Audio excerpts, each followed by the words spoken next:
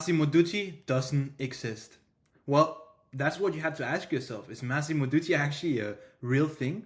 Or is Massimo Dutti quite luxury or just quietly fashion, right? In this video, I'll break down why Massimo Dutti and this whole, not just Massimo Dutti, but how this whole fashion industry is built upon imagery and branding. Because most of the brands that you see are actually not what they, portray themselves to be.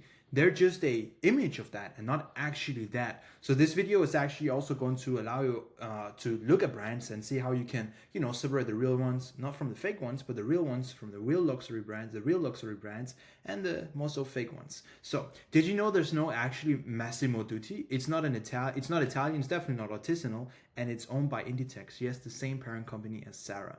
So actually, Massimo Dutti is owned by Zara, right? So the first thing here is that Zara is one of the biggest fast fashion brands in the world, and that tells you something if Massimo Dutti is owned by that, right? So let me break down what happens here. Now, of course, if you want me to break down your brand and how you can actually separate yourselves, I'm sure that you're not fast fashion, but how you can actually portray yourself as a luxury brand and appeal to that audience while actually being it, shoot me a DM, I'll help you do it. This is what we do for our clients. We appeal to the right audiences through luxury branding, whereas our clients are actually luxury brands, not some company owned by Zara. Now, let's move on.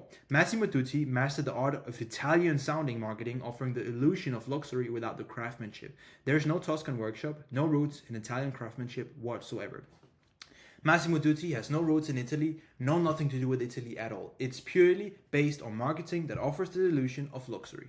There's no detailed craftsmanship, there's nothing behind the process of doing it. It is the exact same process Massimo Dutti goes through to produce our items as Zara. So that's the first thing. Second thing, about 10 years ago, it was the go-to for young professionals wanting tailored style on a budget. Today, it's for the fashion lovers chasing the quiet luxury aesthetic, right? While some pieces are better quality than typical fast fashion, it's still mass-produced and far from premium quality.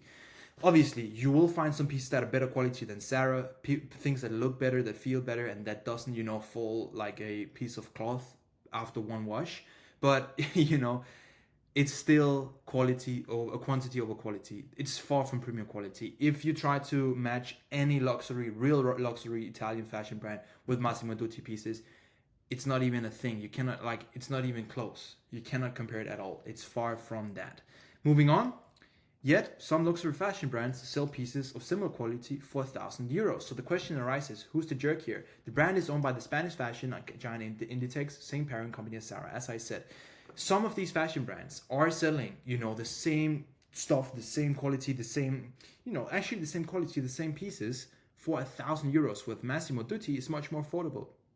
So is Massimo Dutti actually the jerk, or are the brands that are pretending to be high quality selling at way too overpriced pricing compared to the quality of the products the jerks, right? So you have to ask yourself these questions. If you look at their Instagram, you can see how well branded they are, right?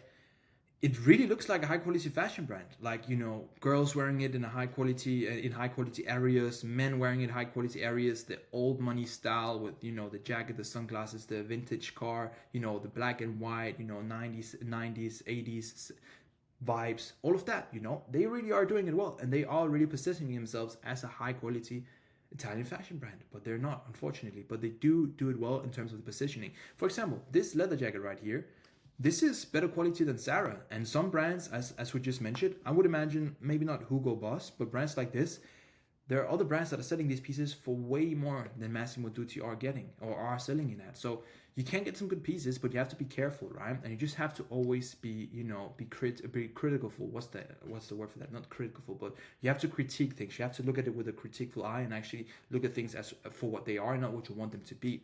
Now, moving on. It's a way to tap into the appeal of Italian style, luxury, and craftsmanship, but without actually being Italian. The business model prioritizes quantity over quality. It's about selling more, not creating lasting pieces. So once again, they portray this lifestyle of actually being lasting pieces, actually, quality over quantity. But it's actually, if you look into the roots of it, the exact opposite, which is a bit of a shame. But, it's just the business model. It's just how it works. And some people like it. Some people don't care about it. Some people do. This is not just about one brand, as I talked to you about in the start. It's how the whole fashion industry uses branding and imagery to sell a dream. Massimo Dutti's success lies in giving us the feeling of us getting a slice of quiet luxury. Real luxury brands are built on heritage, on artisanal craftsmanship, and materials that stand the test of time. So when you actually go into their stores, when you go into the Massimo Dutti store and you feel the quality of things, you see how things are laid out, and you kind of think to yourself, okay, if I compare this to a Loro Piana store or a Senya store, I'm not saying that Senya is the greatest brand ever. They make some okay pieces, but some of this is also awful. But if you go into like these luxury brands that you know for sure are selling pieces at 5K, 6K, 10K even, Loro Piana, stuff like that, and you compare the stores, then you'll see the difference. You'll see why it's not a real luxury. You'll see why it's actually appealing to the same audience as Sarah, but just buying into that old money aesthetic, which has been trending. You know that all of these young guys have been wearing, loafers, stuff like that from Sarah, from Massimo Dutti. It's been a trend to wear this old money style. It's been a trend to kind of tap into that Italian craftsmanship and luxury. And that's why Massimo Dutti have become so big over the past 2 years. I didn't know about Massimo Dutti 2 years ago. So that's why they've capitalized on this trend so very well, and not only to the men but also to the women, right? So go into the stores, look at where the things are from. You can see that if you actually look on the tags, I've also listed it down here. You can see that things are from China, right? It's from China, and if you look at this, you can just see that it is not the quality that you go for. For example, the best thing for this Italian luxury at a budget, I would say Suit Supply, right? Suit Supply is a great option for this. Massimo Dutti tries to tap into that just on a budget level. So I'm not going to repeat myself here, but you can just see that it's not artisanal, it's not high quality craftsmanship, it is not lasting pieces. Massimo Dutti offers, instead of this actual, quality craftsmanship style, is the appearance of these qualities. So the next time you're in a Massimo Dutti store, ask yourself, are you buying the product? Right? Are you buying the product, or are you buying the appeal, the lifestyle, right? Are you buying what you think Massimo Dutti stands for? So this is not to hate on Massimo Dutti. This is just to make people question things, right? What are you buying into? What is your actual goal with the clothes you're wearing? What are you selling? And this is also, not for only personal use, but also as a brand. Like, you as a brand owner, tap into why you are doing the things you're doing. Align your branding with your products, right? Don't try to sell a dream that isn't there. Obviously, sell your dream, sell the product. That is how you do. You don't have to but your products should be so good that you don't have to craft this whole, fake lifestyle around it. Your product should appeal to the lifestyle that you want your customers to wear, but it should also live up to the quality of that lifestyle, right? And that's how the best brands actually succeed, because they can tap into that high quality heritage pieces, but they still actually sell the lifestyle of that, but it matches up, right? It's not two different things.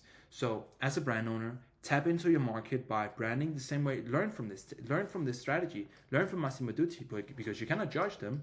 Branding strategy is absolutely amazing. So tap into and learn from the branding, but also match your quality of your products and of your brand with the image that you portray. That is the best way to win, right? Match your quality of product with your quality of branding, and you'll win big. Look at Loro Piana. Look at all of these brands that are doing amazing jobs at that, right? So this was just a short video breakdown of Massimo Dutti and why it's not a scam, but you get the point. There's some things to look into and question things. So have an amazing rest of your day. Talk soon.